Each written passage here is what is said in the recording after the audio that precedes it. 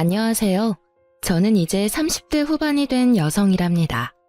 저와 잠시 인연이 닿았던 어떤 사람들에 대해 오늘 이야기를 해드리려고 해요. 남편과 저는 만남이 많은 배드민턴 동호회에서 만나게 되었어요. 남편이 먼저 적극적으로 접근해왔죠. 남편은 두 형제 중 맏아들이라고 했어요. 동생은 일찍이 캐나다로 이민을 갔다고 하더군요. 저는 엄마 아빠 슬하에 단 하나밖에 없는 외동딸이었고요. 결혼할 당시 남편은 대학을 나와서 이름만 대면 알만한 회사의 사원이었고 저는 고등학교를 나와서 취직하게 된 작은 기업에 이직 없이 계속 다니고 있던 중이었어요. 남편은 반듯한 외모에 착실해 보이는 사람이었답니다. 우리는 빨리 연인 사이로 발전했고 서로에 대해서 이런저런 이야기를 터놓는 사이가 되었죠. 남편의 아버지는 튼실한 사업체를 운영하시는 분이었고 그리고 집도 강남에 있는 넓은 아파트에서 살고 있다고 했어요. 사실 남편의 이런 집안 사정에 대해 들었을 때 저는 어쩔 수 없이 약간 주눅이 들었어요. 왜냐하면 저는 고졸 직장인에 저희 아버지는 택시기사로 평생을 보내오신 분이었기 때문이었죠. 약간 주눅이 든 것은 사실이지만 저는 저희 집 형편이나 아버지의 직업에 대해서 당당했답니다. 아버지는 정말 성실하게 세상을 살아오신 분이었어요. 저와 엄마는 그런 아버지 덕분에 아주 부유하지는 않아도 남루하지 않게 살 수 있었죠. 아무튼 시쳇말로 조건이 좋은 사람이 고졸의 집안 사정도 아주 평범한 저에게 적극적으로 접근해오니 약간 의외라는 생각도 들었어요. 하지만 진실하게 접근해오는 이 사람이 마음에 들었답니다. 사귄 지 약 1년쯤 되었을 때 남편이 제게 프로포즈를 했죠. 시댁에 인사를 가보니 제 생각보다 더 부유한 집안인 것 같았어요. 땅값도 집값도 비싸다는 서울 강남에 있는 넓은 아파트가 남편의 집이더라고요. 반대를 하시지 않을까 걱정도 했지만 의외로 큰 반대 없이 우리는 결혼에 골인했답니다. 결혼 준비 중에 우리 엄마가 예비 시어머니를 만나서 신혼집 이야기를 하게 되셨다죠. 그런데 생각보다 남편의 저축이 많지 않더라는 것이었어요.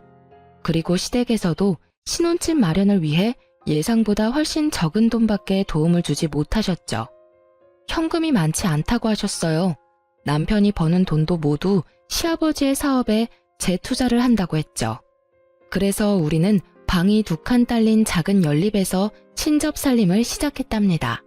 참, 저희 친정 이야기를 좀 해드리고 넘어가야겠어요. 사실 우리가 결혼하기 얼마 전에 시골에 계시던 할아버지가 그만 뇌졸중으로 돌아가시고 말았었죠. 그런데 장례식까지 모두 치른 후 정말 깜짝 놀랄 만한 일이 벌어졌어요. 안녕하십니까. 최재영 씨의 유언을 집행하기 위해 찾아왔습니다. 변호사 서문수라고 합니다. 할아버지의 유언을 집행한다니 처음에 우리 식구 모두가 무슨 뜻인지 못 알아들었죠.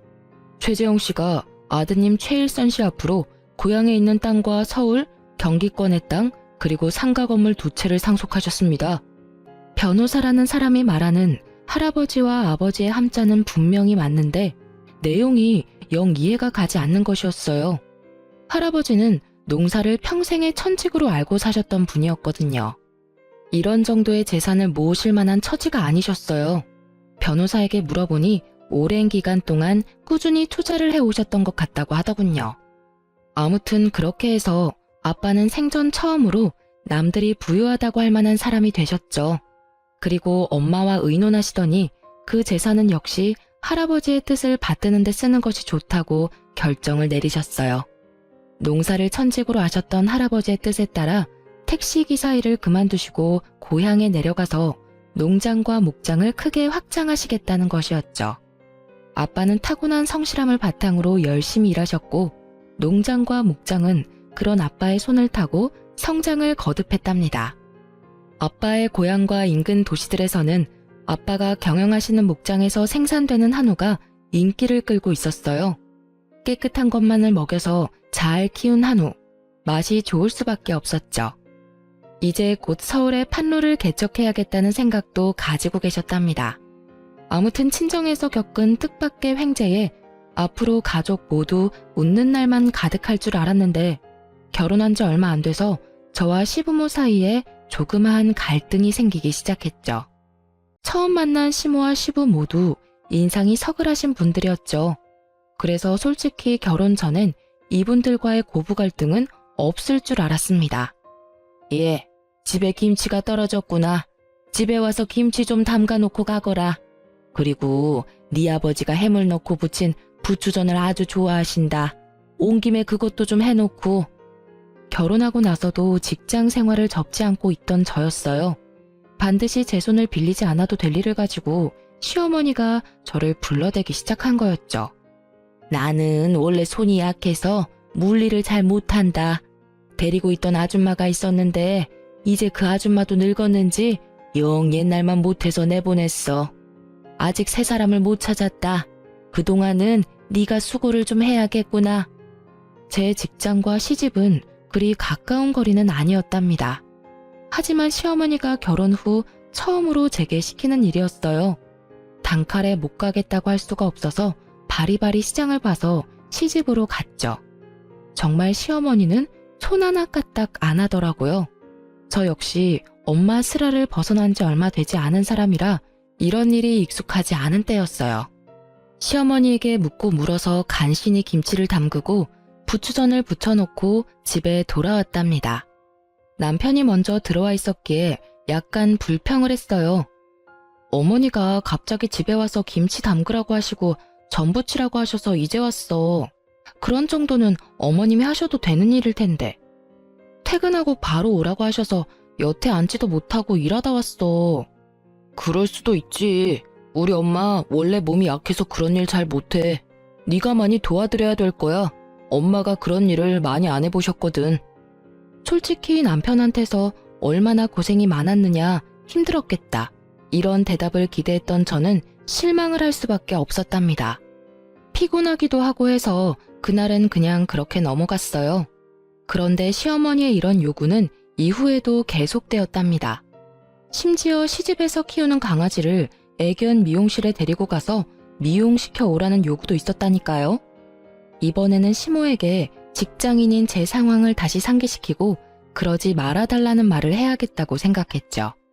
시집에 가보니 어머니는 한가하게 매니큐어 칠을 하고 있더라고요. 그러니까 바쁜 일도 없으면서 직장을 다니는 저를 굳이 불러서 일을 시키는 것이었죠. 어머니, 이런 말씀 죄송해요. 하지만 저 직장인이에요. 퇴근하고 나서 바로 집에 가서 저녁 준비까지 해야 해요. 그런데 이런 일로 예고도 없이 부르시면 제가 주부로서 살림을 제대로 이끌어갈 수가 없어요. 어머니, 죄송하지만 사소한 일은 어머님께서 직접 하시고 좀 힘들다 싶은 일은 미리 좀 말씀해 주세요. 이런 저의 말을 들은 시어머니가 그야말로 불같이 화를 내는 것이었어요. 아니, 시집 온 지 얼마나 됐다고 새 며느리가 시어머니한테 말대꾸냐? 어른이 이래라 하면 다소곳이 네 하고 할 일이지. 가타부타 토를 달아? 역시 사람은 배우고 봐야 하는 일이로구나. 거기다 안 봐도 너네 집안 가정교육이 어떤 수준인지는 잘 알겠구나. 제대로 다 다시 배워야겠어. 저를 가지고 뭐라고 하는 것은 참을 수도 있었죠. 하지만 가정교육까지 들먹인다는 것은 결국 우리 부모님이 잘못했다는 말이잖아요. 제가 또 참지 못하고 시어머니에게 말했어요. 어머니, 저희 엄마 아빠 가난하게 살아오셨지만 남한테 손가락질 안 받고 사신 분들이시고 저도 자라면서 그런 부모님 밑에서 남들한테 가정교육 못 받았다는 소리 안 듣고 자랐어요. 저희 부모님에 대해서까지 말씀하시는 것은 좀 듣기 어렵네요, 어머니. 어머니가 대노하신 것은 물론이고 이 문제를 가지고 우리 부부가 대판 싸움이 붙었죠. 어디다 대고 버릇없이 시어머니 욕이야, 욕이. 너희 집안에서 너를 그렇게 가르쳤냐? 한 번만 더 우리 엄마에 대해서 험담이 나오면 그때는 내가 안 참을 줄 알아? 정말 어이가 없기도 하고 서럽기도 하더라고요. 안 참으면 도대체 어떻게 하겠다는 건가요? 그날 밤 우리는 처음으로 큰 방과 작은 방에서 따로 잤답니다. 그리고 아침에 밥도 먹지 않고 각자 출근해버렸죠. 그리고 저녁에 퇴근을 해보니 남편이 이미 퇴근해 있더라고요. 자기 벌써 퇴근한 거야? 왜 이렇게 일찍 퇴근했어? 나 그 회사 그만둬버렸어. 내 능력에 비해서 월급을 적게 주는 것도 마음에 안 들고 사실 하는 일이 그다지 적성에 맞지도 않았어. 뭐? 그렇다고 인원도 없이 회사를 그만두면 어떻게 해? 우리 집 수입이 절반으로 줄어드는 일이잖아. 적금 크게 들어놓은 것은 다 어떡하고? 남편은 이런 저의 타박에 귀찮다는 듯이 TV 볼륨을 키워버리더라고요. 사실 남편의 이런 말을 들었을 때는 좀 힘이 들어서 조퇴 정도 한 것이려니 생각을 했었죠. 그런데 다음날 아침이 되어 남편을 깨우니 짜증을 내는 것이었어요. 자기는 자는 때 깨우는 것을 제일 싫어한다나요? 그러고는 정말로 출근을 안 하더라고요. 정말 황당하기 이를 데 없었죠. 결혼하고 나서 아직 첫 월급도 가져다 주기 전이었어요. 며칠을 그런 식으로 빈둥거리기에 제가 일을 찾아야 하지 않겠느냐고 잔소리를 시작했죠. 일을 찾기는 할 텐데 모바일 게임 쪽으로 좀 생각해 보려고. 그러다 보니 최신형 컴퓨터가 필요한데 말이야. 장인어른한테 컴퓨터 최신형으로 하나 사달라고 부탁 좀 드려봐. 저는 이 말을 듣고 정말 의아했어요. 갑자기 우리 집에다가 최신형 컴퓨터를 사달라고 하라뇨. 제가 당황해서 뭐라고 대답을 못하고 있자 제 취업을 위해서니까 처가에 간절하게 부탁해보라는 것이었어요. 입이 떨어지지 않았지만 결국 친정에 전화를 걸어 상황을 설명하기 시작했어요. 저희 생활비가 달린 문제라고 생각하니 별 수 없더라고요. 결국 남편의 바람대로 친정아버지는 300만 원이 넘는 돈을 지원해 주셨죠. 다른 것도 아니고 일을 찾기 위해서라고 하니 이 아빠가 컴퓨터 사주마. 요즘은 그 뭐냐 집에서 하는 재택근무도 많다고 하니 너무 잔소리하지 말고. 이렇게 해서 최고 사양을 갖춘 컴퓨터가 우리 집에 오게 되었답니다. 뭐야? 일을 찾는다면서 게임만 하고 있잖아. 이게 벌써 며칠째야. 잠도 거의 안 자고 게임만 하는 게 일을 찾는 거야? 아이씨, 말 시키는 바람에 캐릭터가 죽었잖아. 나 컴퓨터 할 때 말 시키지 말라고. 알았어? 이후로 남편의 행동은 그야말로 반백수도 아니고 백수 그 자체였어요. 거의 밤을 새고 게임에 열중하고 아침에는 일어나지도 못했죠. 제가 조금 일찍 퇴근을 하는 날이면 그 시간까지 자고 있기도 했어요. 밤과 낮이 완전히 바뀐 생활을 하고 있었고 먹는 것도 컴퓨터 책상까지 갖다 바쳐야 먹더군요.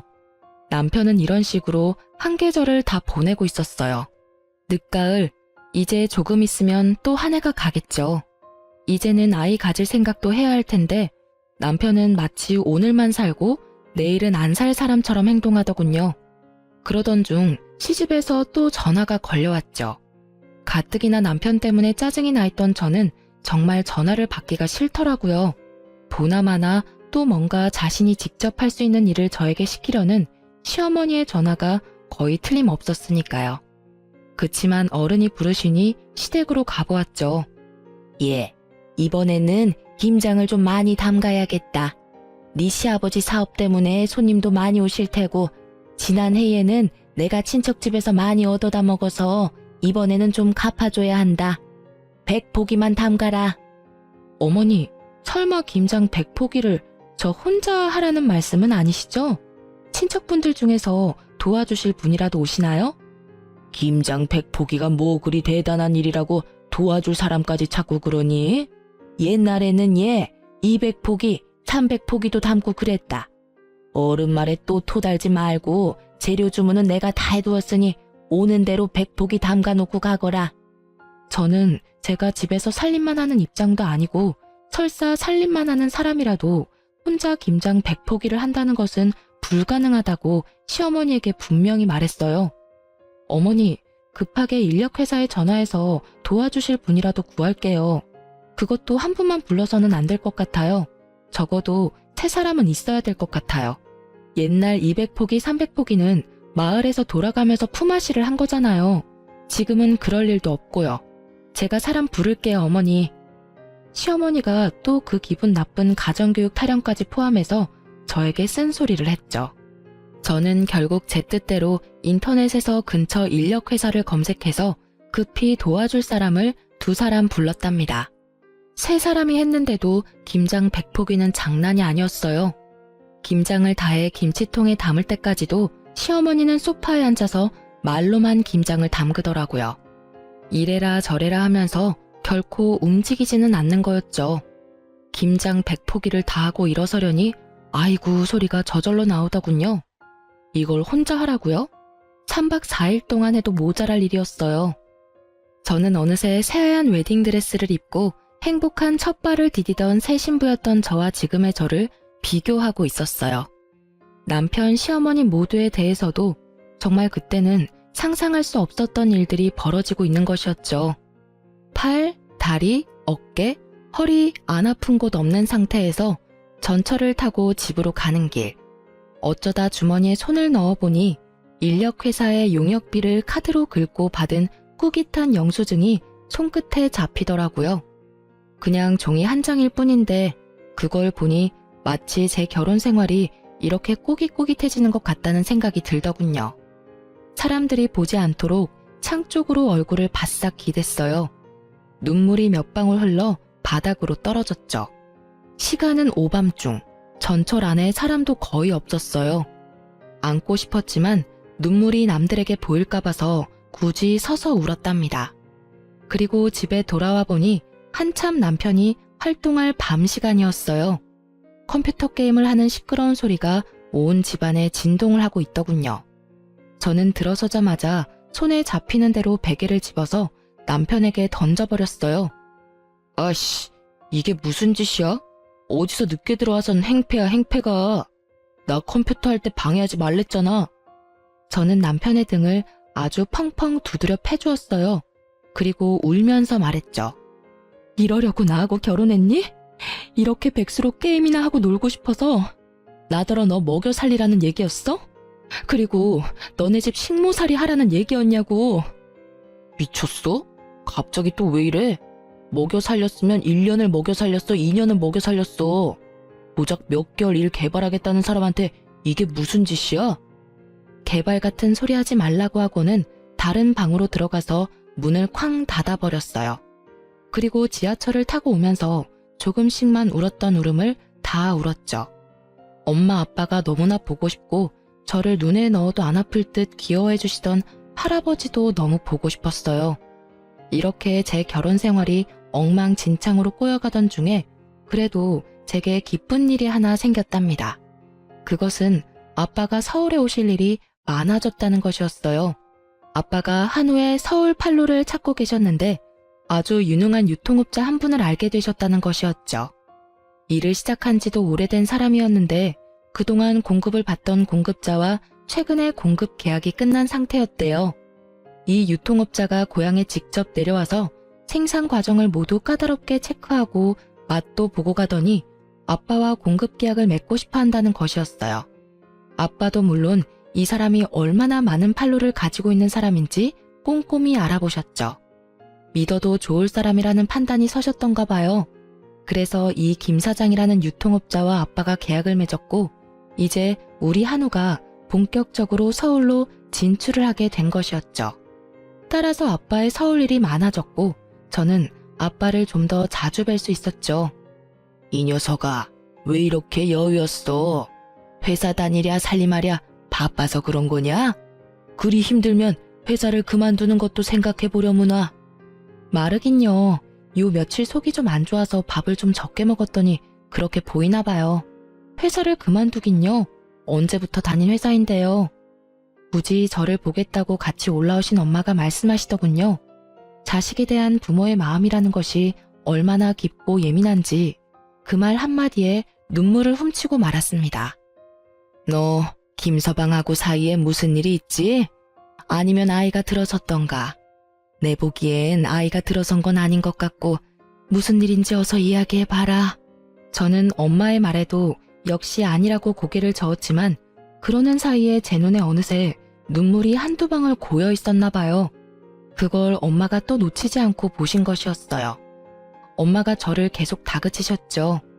결국 눈물이 터져버렸고 그간 있었던 일들을 모두 이야기할 수밖에 없었답니다. 엄마 아빠, 나 어떡하면 좋아요?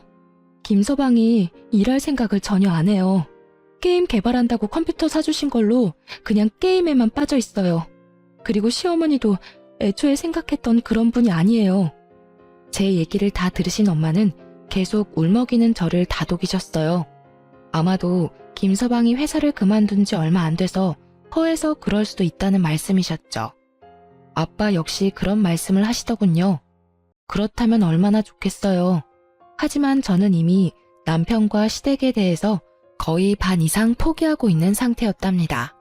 사람이 촉이라는 게 있잖아요. 잠시 저러다 말 것인지 원래 그런 사람인지 말이에요. 그런데 지금 제 눈에 남편과 시어머니는 원래 그런 사람이었어요. 아빠가 저를 다독이시면서 김서방을 만나서 잘 말해볼 것이니 마음 가라앉히라고도 하셨죠. 저는 그러지 마시라고 했어요. 제 속 하나 상하는 것도 기가 막혀 죽겠는데 아빠까지 속상하게 만들고 싶지 않았으니까요. 그렇게 아빠가 사주시는 맛있는 밥도 제대로 먹지 못한 채 엄마 아빠는 다시 고향으로 내려가셨고 저는 또 그 절망적인 우리 집으로 돌아왔죠.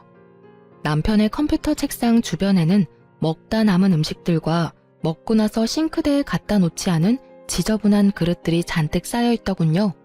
이젠 뭐 별로 놀랍지도 않았어요. 그리고 처음으로, 정말 처음으로 이혼이라는 단어를 떠올렸어요. 제가 보기에 남편은 결코 치유될 길 없는 구제불능이었거든요. 그리고 원래 제 계획은 빨리 아이를 가지려는 것이었죠. 그런데 이제 저는 남편 몰래 피임약을 사서 먹기 시작했답니다. 이미 각방을 쓰고 있긴 하지만 그래도 젊은 남녀가 한 집에서 지내니 혹시라도 무슨 일이 있을까 싶어서였어요. 걱정이 되신 엄마가 더욱더 자주 제게 전화를 하셨죠. 하지만 전화를 하실 때마다 기쁜 소식을 전해드릴 것이 없었어요.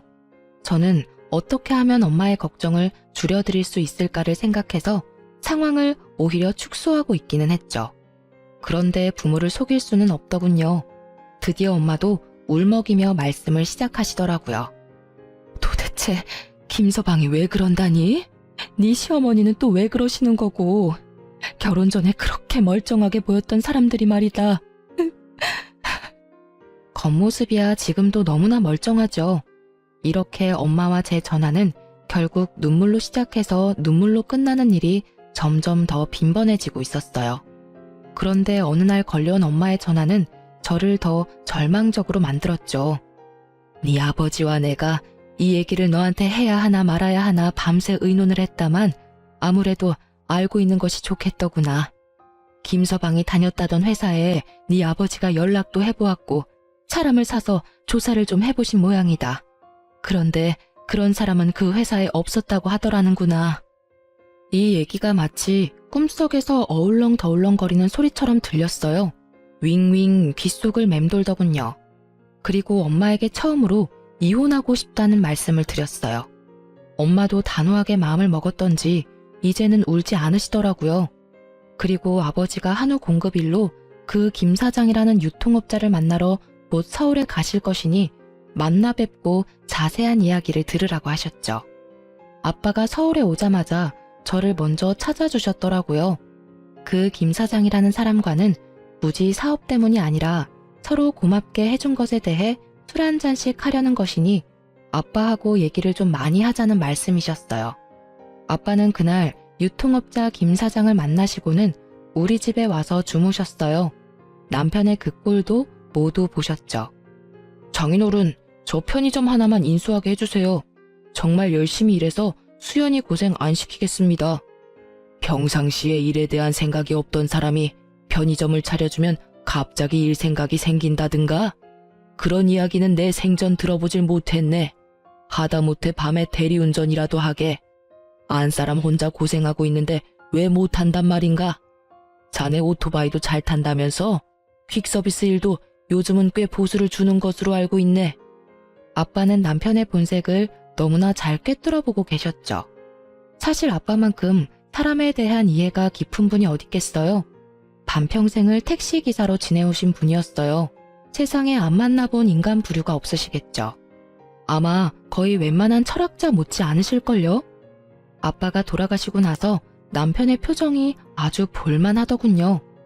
아빠가 나가신 현관문을 뚫어져라 째려보고는 제가 듣고 있는데도 불구하고 자린고비 영감이라며 비난을 쏟아내기 시작했죠. 더 이상 싸우고 싶지도 않고 해서 그냥 놔두고 나와서 혼자 거리를 걸어 다녔어요. 그렇게 생각 정리한 다음 집에 들어와서 남편에게 단호하게 말했죠. 우리 이혼해. 자기하고 살고 싶은 생각이 없어. 아니, 자기라는 사람에 대한 희망이 없어. 그 어떤 기대도 없고. 이런 상태에서 결혼 생활을 지속하는 것은 자기나 나한테 도움이 안 돼. 우리 이혼하자. 남편이 갑자기 실실 웃기 시작하더라고요. 웃는 얼굴에 침 못 뱉는다는 말이 있지만 그 웃는 얼굴에는 정말 침이라도 뱉어주고 싶더군요. 감정이 앞서는 걸 간신히 참고 조용히 남편의 대답을 기다렸어요. 이혼? 내가 왜 이혼을 해? 내가 뭘 그렇게 크게 잘못했는데? 바람을 피웠어. 그렇다고 마누라를 두들겨 패기를 했어. 아니, 고작 일 몇 개월 쉬고 있다고 이혼을 하면 세상에 이혼 안 한 사람 없을걸? 나 절대 이혼 못해. 그런 와중에 시어머니가 저를 또 호출하더군요. 전화를 받아보니 이번에는 집에 손님들이 오시기로 했다며 저더러 손님 대접을 요구하기 시작했어요. 정말 가고 싶지 않았지만 강요하다시피 오라고 하는 데에는 어쩔 수가 없더군요. 남편 꼴이 보기 싫어서 아주 일찍 집에서 나왔죠. 시집의 약속 시간보다 거의 1시간이나 빨리 도착하게 되었어요. 예, 너 이 시간에 웬일이니? 너 1시간이나 더 있어야 오기로 했었잖아. 아유, 우리 나중에 얘기해요. 우리 며느리가 너무 일찍 와서 말이에요. 이걸 어쩌나? 시어머니가 마침 어떤 손님과 얘기를 나누고 있었어요. 그런데 시어머니가 눈에 띄게 그 손님을 자꾸 밖으로 밀어내려고 하는 거였어요. 아유, 왜 이렇게 사람을 밀어요? 하던 얘긴 마저 해야지. 재계약 문제 어떻게 할 건지 아직 말 안 끝냈잖아. 집 재계약할 거예요? 아니면 나갈 거예요? 이분이 이게 다 무슨 말씀일까? 재계약이라뇨? 무슨 말씀을? 집? 재계약? 그러니까 뭔가요? 이 집이 재계약의 대상이 되는 그런 집이란 말인가요? 직감적으로 저는 이 집 역시 시집의 자가가 아니라는 것을 알아챘답니다.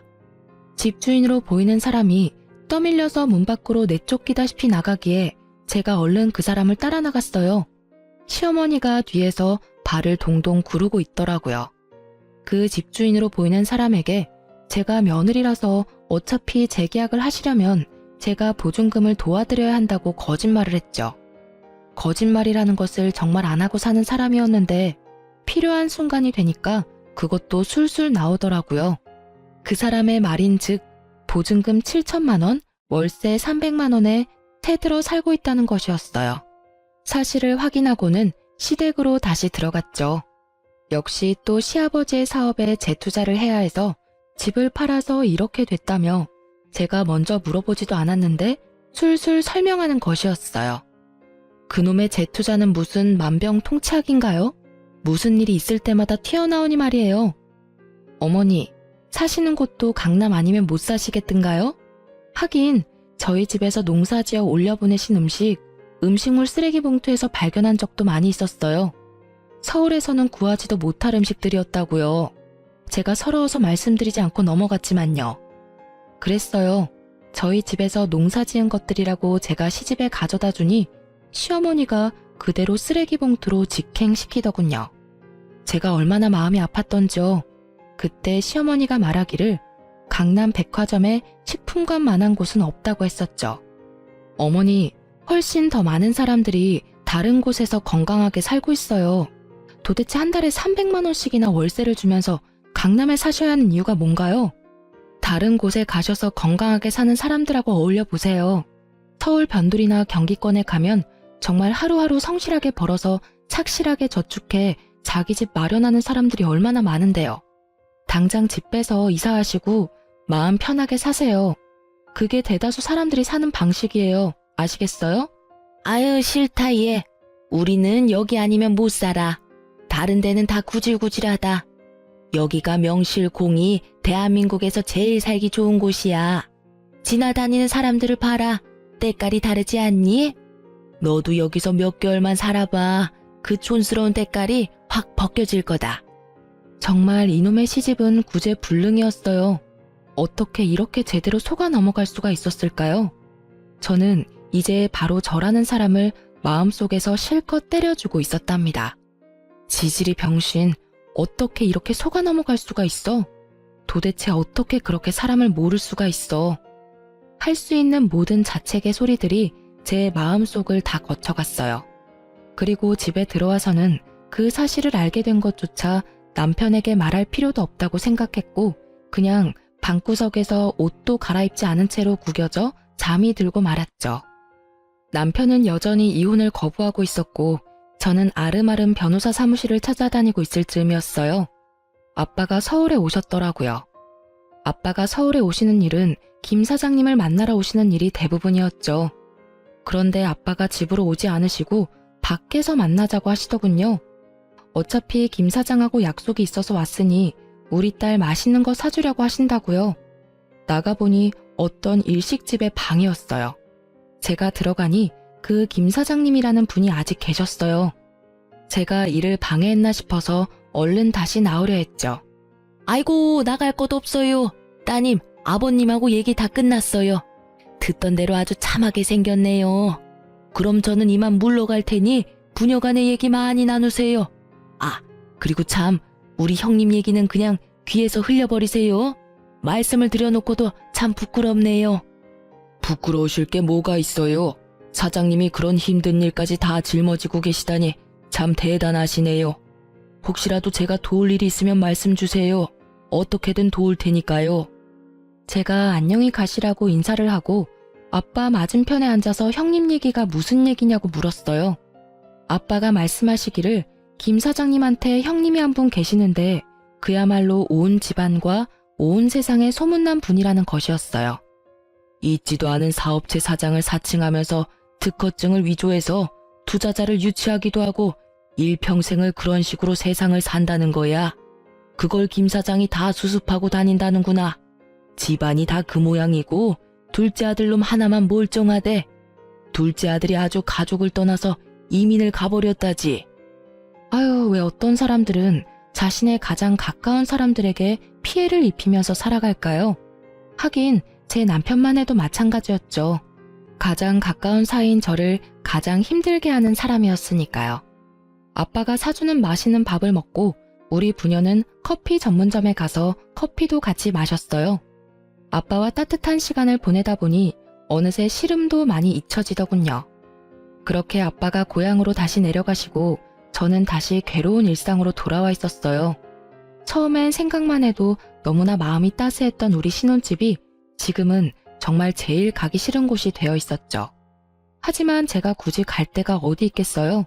집으로 들어가서 하루를 또 자는 것 같지 않게 자고는 아침에 출근을 했어요. 그렇게 일상적인 나날이 몇 주 더 흘러가고 있었죠. 그러다가 아빠의 전화를 받게 되었어요. 반가워서 나오라고 하시는 곳으로 얼른 갔죠. 아빠의 표정이 묘하더라고요. 상당히 분노에 차 계시는 것 같기도 했고 또 저를 너무나 가엾게 바라보시는 것 같은 복잡한 표정이셨답니다. 아빠, 왜 그러세요? 무슨 일이 있으세요? 아니면 어디 편찮으세요? 우리 아빠가 그렇게 당황하시고 화가 나 계신 모습은 태어나서 처음 뵙는 모습이었어요. 아빠가 잠시 침착함을 되찾으시기 위해 시간이 필요하신 것 같더군요. 그래서 무슨 일인지는 모르지만 저는 잠시 아무 말 없이 그냥 기다려드렸어요. 내가 여기 이 레스토랑에 왜 왔는지 아니? 다른 아닌 김 사장하고 약속이 있어서 왔단다. 그런데 김 사장이 아니라 그 형님이 김 사장에게 점심을 사겠다고 했다는 거야. 갑자기 돈이 생겼다면서 이 고급 레스토랑을 택하더라는구나. 저는 갑자기 침이 꿀꺽 넘어갔답니다. 다음 말이 기다려질 때 일어나는 현상이겠죠. 그런데 재밌어서가 아니라 뭔가 저와 관련된 일이라는 쎄한 느낌이 들었거든요. 그 김 사장이 그 형님이란 사람에게 사업을 하면서 신세를 지는 사람이 많이 있는데 마침 서울에 와 있는 것 같으니 합석을 하면 될지를 물었다네요. 그러자 형님이 흔쾌히 허락하더라는 것이었죠. 그래서 아빠한테 연락을 했고 아빠가 감사하게 초대에 응하셨다는 것이었어요. 그리고 다음에 일어난 일에 대한 아빠의 자세한 이야기를 듣고는 정말 저는 몸이 휘청하는 것을 느꼈답니다. 김 사장님, 초대해 주셔서 감사합니다. 형님께 폐가 되는 건 아니겠죠? 오면서도 걱정이 됐습니다. 별 말씀을요. 제 사업을 도와주시는 분이라고 하니까 형님이 진작 모셨어야 하는 분 아니냐고 하시던걸요. 그렇게 김 사장님과 아빠 사이에 몇 마디가 지나고 나자 그 형님이라는 분이 약속 장소로 들어섰다죠.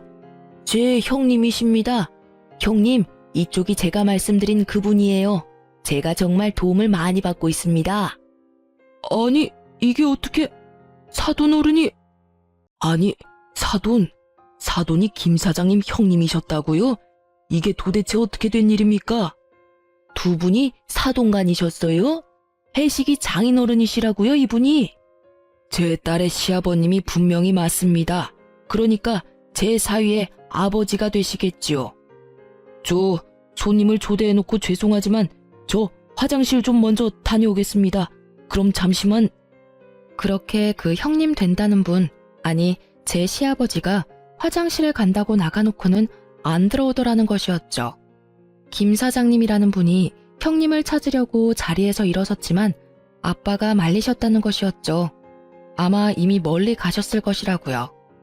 어떻게 이런 일이 생길 수 있는지 곰곰이 생각해봤는데 김 사장님이 마침 유행성 질병에 걸려 조카의 결혼식에 참석할 수가 없었다고 말했대요. 그래서 사돈의 얼굴도 몰랐기에 이런 황당한 일이 벌어진 거죠. 더 이상 놀랄 것도 없다고 생각했었는데 아빠가 겪으셨을 그 황당함을 생각하니 눈물이 솟구치더라고요. 아빠가 저를 다독이셨지만 저는 오랫동안 눈물을 그칠 수 없었어요. 나중에 안 일이지만 돈이 생겼으니 점심을 사겠다고 했던 그 돈도 김 사장님이 수습을 하고 다녀서 신용도가 조금 올라가니까 또 대출을 최대한으로 받은 돈이라는 것이었죠. 제가 진정이 좀 된 다음 아빠와 저는 어쩌면 이 사태의 마지막을 장식할 수 있을 만한 한 가지의 계획을 마련했답니다. 집에 가서 남편에게 말했지요. 아빠가 상속에 관해서 하실 말씀 있으시대. 지난번 왜 편의점 얘기도 했었잖아. 그것하고도 관련이 있는 것 같아. 집에 같이 내려오래. 그러면 그렇지. 딸 자식하고 같이 사는 사람을 이렇게 푸대접 하셔서야 쓰나. 다른 놈들은 훨씬 못한 집으로 장가를 갔어도 다들 사업 하나씩은 처가에서 차려봤더구만. 다음날 남편과 저는 할아버지가 일구시고 지금 아빠가 관리하고 계시는 고향의 농장으로 내려갔죠. 부모님이 마루에 찻상을 준비해놓고 우리를 기다리고 계셨어요. 장인어른, 안녕하셨습니까? 이제야말로 마음을 바꾸신 거죠? 제가 절대로 수연이 고생 안 시킨다니까요. 지금까지도 실컷 고생시켰네. 더 고생시키면 안 되지. 그리고 이혼은 무슨 이혼인가? 결혼한 지 얼마나 되었다고. 어떤 애비가 딸 자식 호적에 줄 가는 걸 바라겠나? 자네, 우리 수연이 사랑하나? 남편의 표정이 싱글싱글해지고 있었어요. 어릴 때 학교에서 빵과 우유를 간식으로 나눠준 일이 있었죠. 한참 줄을 섰다가 빵을 받은 아이의 얼굴에서 순수함을 뺀 얼굴이 지금 남편의 얼굴 표정이었답니다. 그럼요, 장인어른. 제가 수연이를 안 만났으면 정말 어떻게 살았을지 모르겠습니다. 수연이가 저보다 어리지만 더 어른스럽다니까요. 수연이를 안 만났으면 굶어 죽었겠지.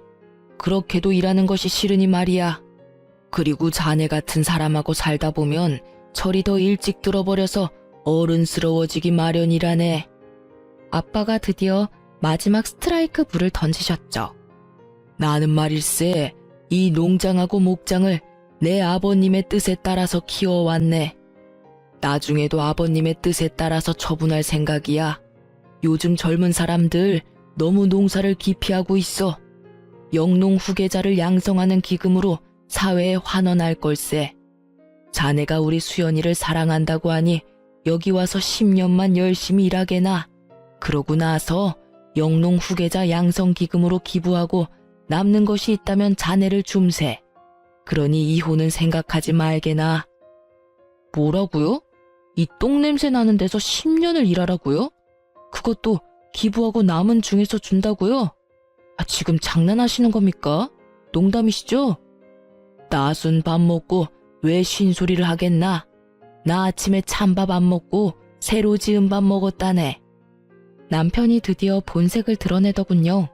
아씨, 좀 데리고 놀려다 아버지가 한 재산 물려받았다고 하기에 외동딸이라 뭐가 좀 있을 줄 알았지.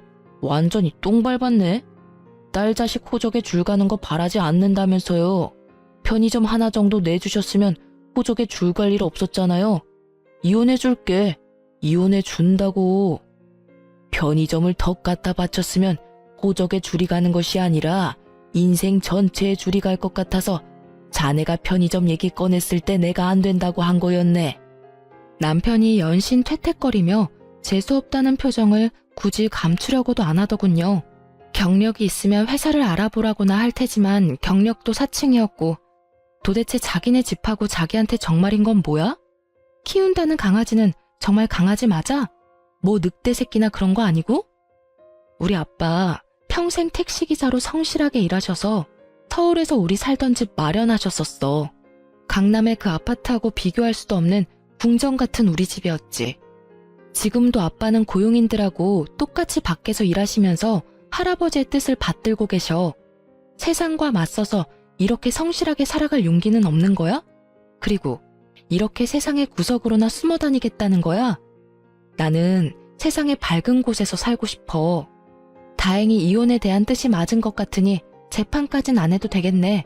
그리고 잠시 내 남편이었던 사람이라서 진심으로 위해서 하는 말인데 세상의 밝은 곳으로 나와. 그래서 당당히 태양을 마주보라고. 그러지 않은 이상 인격이 바닥을 때리는 그런 사람들하고는 이제 인연 끝이야. 다시는 보고 싶지 않아서 이혼 도장도 변호사가 받으러 갈 거야. 그럼 잘 가. 저는 이렇게 남편과 재판 없이 이혼했답니다.